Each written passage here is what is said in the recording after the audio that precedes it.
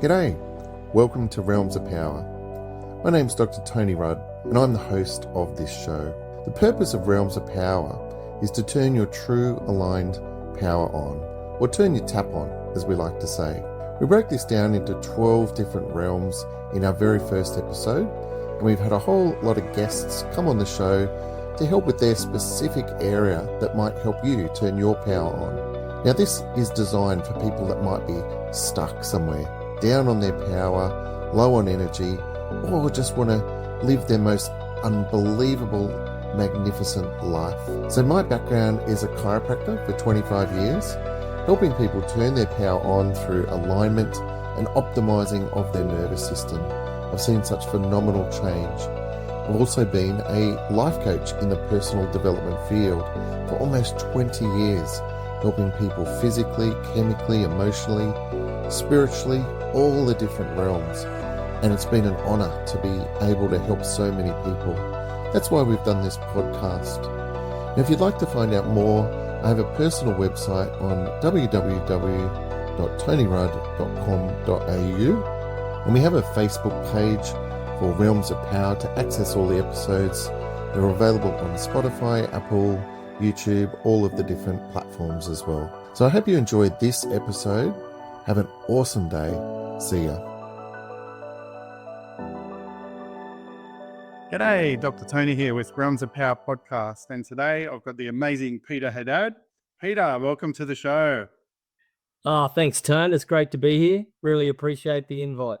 Oh, mate, it's fantastic you coming along. And I know you've been involved in workshops with myself for many, many years in supporting and leadership roles. And you've done so many things to help people turn their power on. So I certainly am very excited to see where this goes. And you and I both know we're going to probably wing it today. Who knows where this one will end up?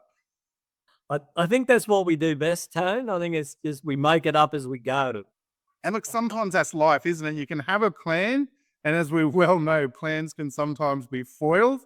So in turning on your power, look, some of the times it's actually how you react to those really interesting, weird situations. Let's just start there, man, because that's the vibe I'm feeling. How would you say the ability to react to different situations importance is when we're turning someone's power on? Yeah, look, that's really interesting. And look, I was just while you were just talking, then I was having a mega reflection on could even be the last year, and we always think in life we've got all our ducks in a row and we work towards, you can call it purpose and goals and everything else that we wanted to. But, whether you believe in the universe or whatever's happening out there, it tends to go, well, I understand you're going in that direction, but I'm just going to put this here to see how you handle it. and sometimes it's a brick wall. Sometimes it's just a little step, maybe a speed bump. And you know what? Sometimes it's a complete redirection. And, I think the biggest ability for somebody is to be able to look at that situation and go, okay, what do I need to learn out of this? Why do I suddenly have this barrier put in front of me? Rather than just go throw the hands in the air, throw the baby out with the bathwater, and then just go, well, stuff it, I'm done. Kind of mean. If they look at it and go, well, hang on, something is telling me something here. And then being able to pull that back and to reevaluate where you are, because you know what, there may be just something in your planning you didn't see. Yep. Whereas if you drop into that reaction, if we call it that, all you see is what's gone wrong. And in that moment, what's actually happening around you is that there's other positive things happening around you that you're not actually seeing. And look, sometimes that's very hard to see in the moment. And as being a coach and leader, we've been challenged. Definitely, we're very human. We've all been challenged. But what would you say in terms of your study of human dynamics? How can the listener here to this podcast use what you've said in a nutshell and in a learning or a wisdom to, really not react so much, but look at that bigger picture in the moment? Yeah, I think, and I can probably take this from a real personal perspective here, Tony, is, I know really, before I got to fully understand myself, I would react. And by the time I reacted, one, I would actually leave some carnage behind me that I'd have to then go back and clean up. Yep. And that was always the thing that I just went, oh, damn, I've done it again. It's really having that presence and awareness about yourself and really feeling into your body and feeling in your body and go, oh my God, this is creating a really negative reaction in me. And being able to, in a way, self-regulate that enables you to stop or slow down and actually start to evaluate and actually respond rather than react. It's checking in with yourself, and we all feel it, everyone feels something is not right, but it may be 2 or 3 days later before you suddenly realize what that is, but you feel it in your body first. And I think, we talk about embodiment, and it's about being able to keep in touch with yourself, and that keeps you all powered up. Yeah, absolutely. And look, your professional life is a coach, either a personal coach or you're a trainer in your professional capacity. You've helped people over many, many years in all sorts of different realms, in the professional realm, in the personal realm. So you get to see as the coach and give feedback to those people in the moment.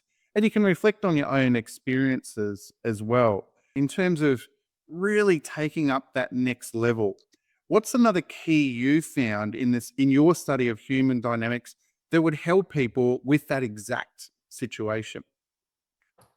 Yeah, I think in the dynamic of life, and we talk about men knowing their purpose in life, you know, and that is really a big key. That if you've got something to focus on, you can go up any level you want.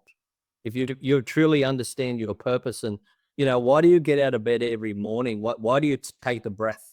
Why are you put on this earth? If you understand that purpose and you keep working towards that, and you're not allowing other things to distract and pull you off that journey or that path that you're on, it really does keep you in a present state. And that present state that you sit in allows you to go to any level you want. It just becomes innate in you, Mm. It's more about getting to understand yourself more and what you really want out of life. Yeah, well, I love that. One of the realms of power, we've got specifically just for life purpose, because it is an absolute key. And I know you work with women as well, but let's talk about men for a sec, because men are often classified, I guess, as the breadwinner or have to earn the living or do the job, but that doesn't necessarily mean their job is their purpose.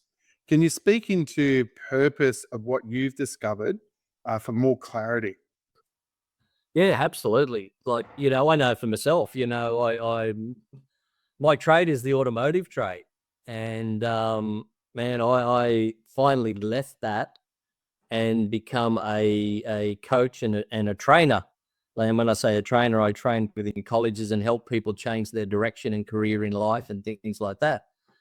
What I suddenly realized in looking back over my life, and I mean going all the way back to 8 years of age, education and educating people used to really fascinate me and fill me up, even as an 8-year-old. And there have been 8 different times in my life where I've had that opportunity.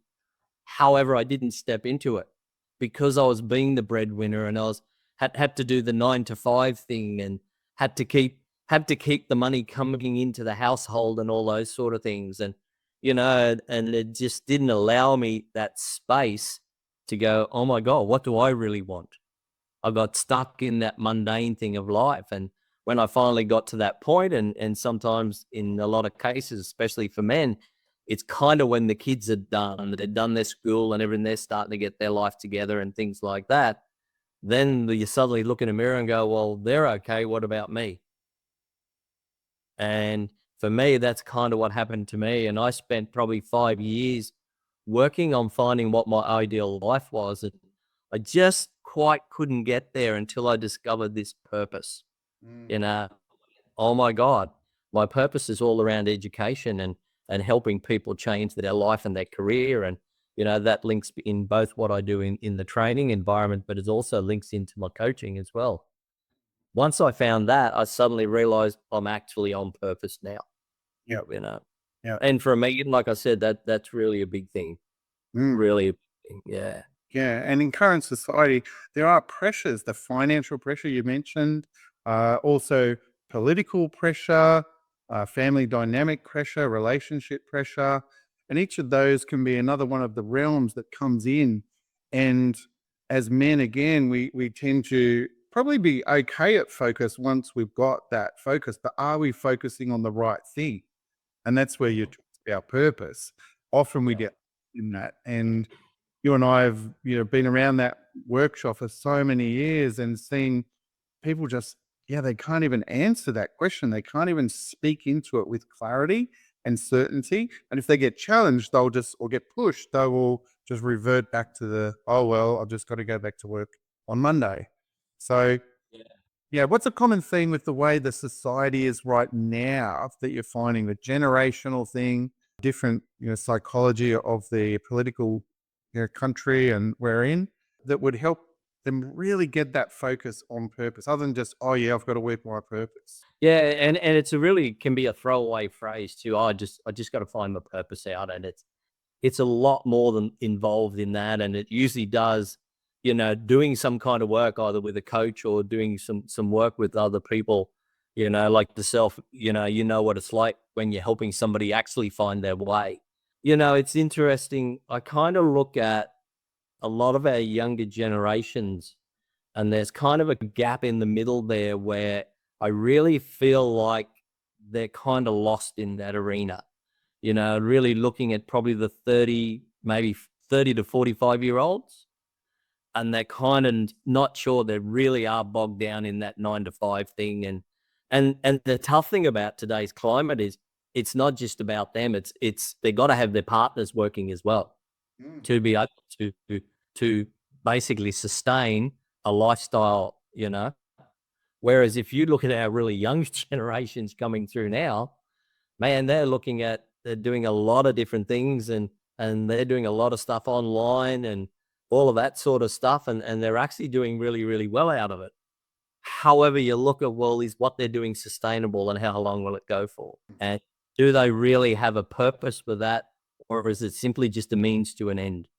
Mm. On a I'm still looking at that side of it for the younger generations. Haven't really been able to get enough data or history on that to determine where that's really going to end up, Mm. and time's gonna sort that one out and have a look at it. I love what Like I you said, Sorry, you go. it- Yep. like I said, it now pulls in the mum and dad, if you want to say that, or the partners, and they're both on that treadmill now. Mm. Yeah, so it's really a different dynamic out there in today's society.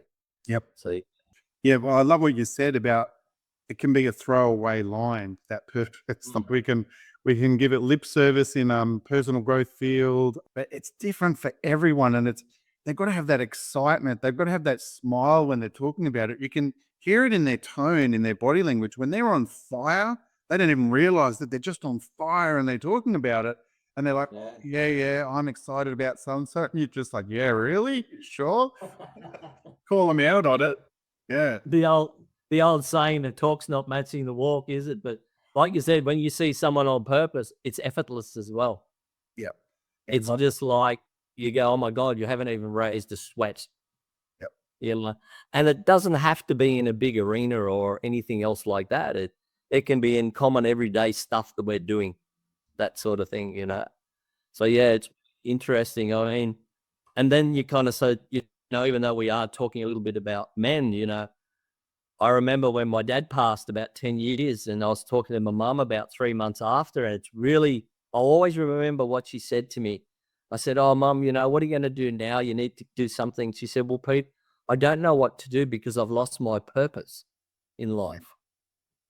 And it really took me back to hear a woman talk about that, especially of that generation, and I went, what do you mean, Mum? And she went, well, my purpose was to look after your father, raise your kids. She said, well, you guys are all looking after yourself. And now Dad's gone. She said, it's just back to me. And I went, oh, wow, I really felt that. And I went, wow, women can need the purpose as well, you know? So I think if a man's got his purpose, and in relationships today, where they're both working and doing what they're doing, I think they both need to be really clear on that, especially in a partnership. Yeah. But it is standing in your power, the more clarity you have around that. Let's look at the flip side of that, because I think this topic, just there was something you said there, it just sort of led me into the emotion that a lot of men, people have, is regret. When they Yeah. regret, when their time is gone and ticked along with those things, and they haven't achieved their purpose, or haven't achieved what they've set out, or they've finished their purpose and retired, or they finished their purpose and their partner's died, and then they're like, what now? And people often have regret. Talk to me about the emotion of regret in your experience. Yeah, I regret when you're dropping it into an emotion, it can borderline depression really when you stop and think about it. And it's interesting you talk about that, it's a big thing when people retire, you know. And I've heard this people say, "Oh, when I retire, I'm going to travel." Yeah. And they get to that point of retirement and they physically can't travel. Yeah. And then it's like, oh my God, I'm stuck now. And that becomes like a weight on them. Like I said, it's very similar to depression. They actually feel the weight of regret, and it actually holds them stagnant. And that can be quite destructive to a human being. Unless they can shake that off and find a different direction out from underneath it, it can actually consume them. And that's their emotions. That's that emotion of and regret of, oh my God, why didn't I do this 10 years ago or 15 years ago when I was physically capable, you know? And even actually a lovely gentleman, a great mate of ours, Don Horsfall, that you've had on Realms of Power. He once said to me, I said, "Oh, mate, you did a really big trip overseas."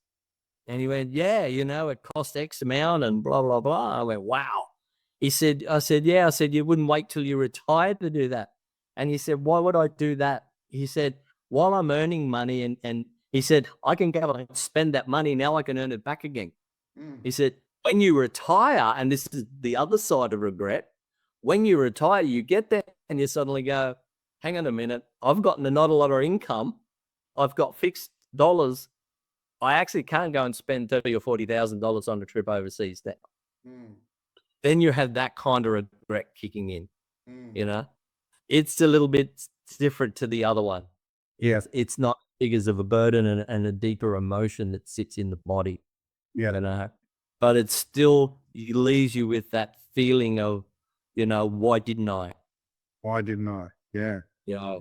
And some people sit in denial of regret, and they might just go, well, I've just got to go back to work. I've just got to get on with it. And they're suppressing or denying their guilt. What do you see in people's bodies? If you were looking at someone, you can almost see the regret, can't you? With the amount of work you've done, I know you can see energy, you can see people's body fields. What do you see when they're in regret, but denying it and not standing in their power? There is only one way to describe that, and that is the look of defeat. What's the saying? Life can beat you down. And it's like that, but it's a complete another look of defeat, and you can see it. They suddenly get old, and old. They could be 40 years old and hit regret about things that they haven't done, Yep. and they're suddenly looking 50. It ages people really badly, So yeah, so it really does to kick in at a deep, deep level, and it kind of eats away inside of them, and they have that defeated look about them, either how they walk or how they move and how they interact with people. And you sit there and you go, oh my God, life is just something has slammed you down. And 9 times out of 10, when you start talking to them, out pops regret. And it's and then they haven't dealt with that and found a way to reset that. How can I now look at my life differently to reset and go possibly in a different direction? I may not be able to get what I wanted to get, but what can I do? you know? That is standing in your power again. And that might be a 3% or a 5%. You might not be that 150% anymore. And then you've got the flip side, which is the youth going, right, I think I can do all of this. I've got all these online opportunities. And then they might end up with, oh, I wish I had done X, Y, and Z, and might lead to regret if they're not clear on their purpose. So it keeps coming back to that, doesn't it? Absolutely. Like, in the colleges where I work, you see some of these younger people coming through that have dropped out of school and haven't completed educations. And look, there's a multitude of reasons why that happens. And you can see them, they're trying to now make something from themselves, but you can see the regret in them of not completed some form of education. And now they're trying to do it, but they're trying to do that as an adult. And that's a challenge. Even as a mid 20-year-old person, that's still a challenge to think, oh God, I'm going back to school, and it's that mindset that drops them in. And instead of switching the mindset and going, actually, I'm building my future. That's what I'm doing. I'm making myself better to build a different future for myself. Yeah. And that's some of the mindsets that I put people into when they are hitting that. Yeah. So, yeah. Can you think of an example of either yourself or someone you might have helped? Because I know you do personal coaching as well. You do one-on-one coaching, you do group coaching, you do all sorts of different amazing things. Can you just think of an example that might pop into your head that might relate to this topic and how you've maybe coached someone through or coached yourself through or helped someone in that realm? Yeah, I've had to coach myself through that one a few times.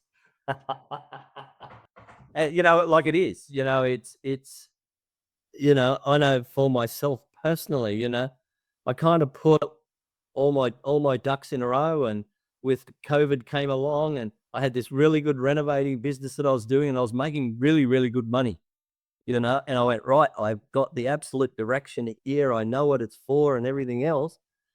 And then all of a sudden I went, oh, I really think the climate's changing and there's something shifting. And yeah, I was lucky enough to sort of consolidate what I was doing.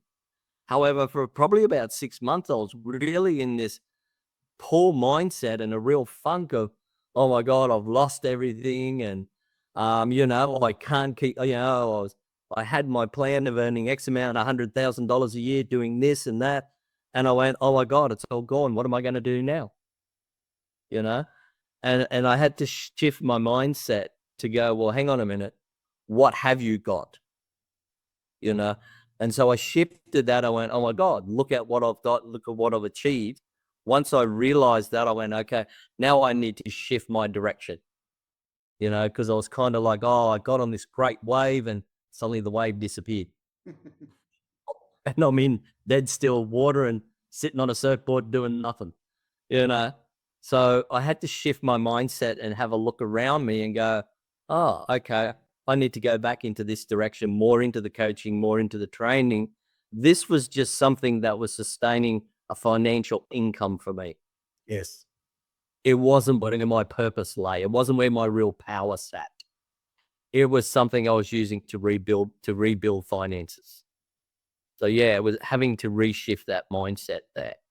That, think of someone else something really doesn't pop into my head at the moment, to be honest with you, Tony. That's right. We'll circle back to it because sometimes, yeah, it's self-coaching, and sometimes there's a benefit of having a coach or having someone support you.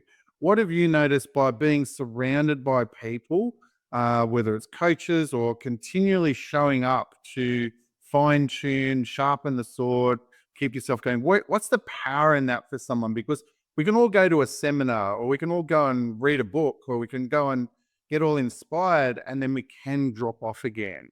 How important would you say is it to stay in the game, to stay in the hunt, to keep your skills sharpened? Well, it is staying in the game, but it's also, who do you surround yourself with? What are the quality? Is it the quality of your net worth is the measured by your network? I think the saying goes. And if you surround yourself with like-minded people, like it's that saying, you don't want to be the smartest person in the room. If you are, you're in the wrong room.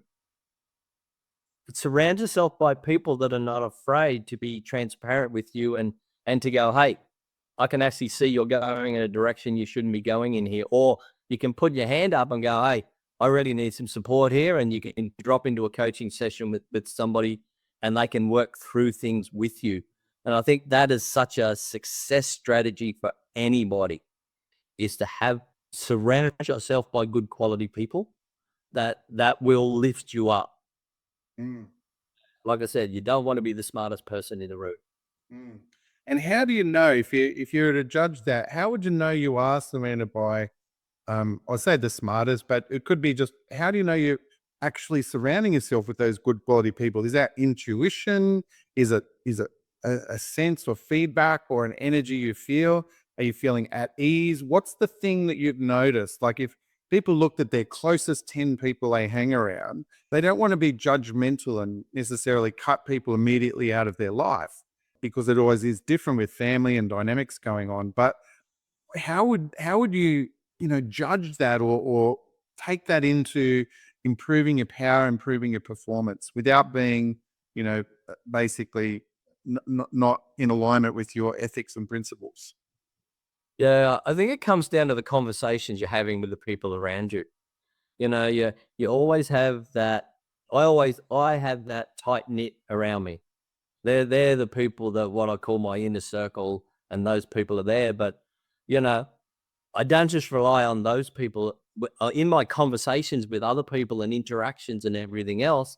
And I'm going, wow, this is a really good interaction with this person. They're really open. They're transparent.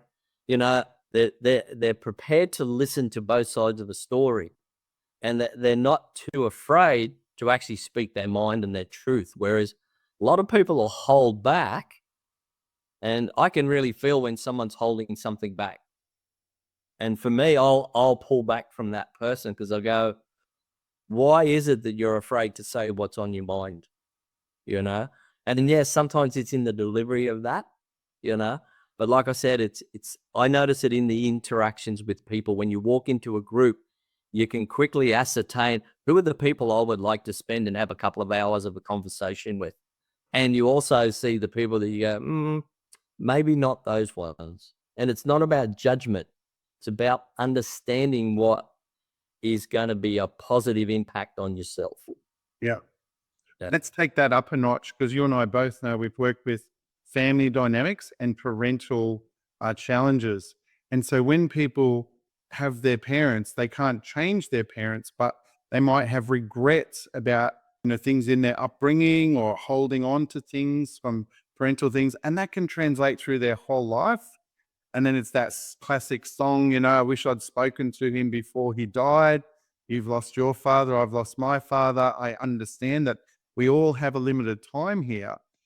How important would you say in clearing out regret and surrounding yourself with those people is the relationship with your parents? Tony, that is probably one of the key factors, really, when you stop and look at it. You know, when you lose a parent or both parents, and you have that regret that you go, wow, I really didn't either acknowledge them, or I didn't really relate to them, or I judged them. There are so many people that go, I haven't spoken to my father or my mother in 10 years. And they actually wear it like a badge of honor, you know? And we got to understand in a lot of ways that the years, or what the generations that our parents grew up in, is really, really different to what we grew up in. You know, they were, this is what the rules were then for them. This is how society was. This is what society said. This is normal. You look at discipline your children, giving them a smack on the butt, in those days.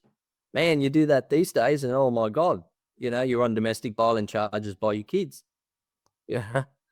But being able to step through and step back into that realm of your parents, and having, we use the word forgiveness, you know, forgiving them in a way that they were absolutely doing their best. They were doing the best they could.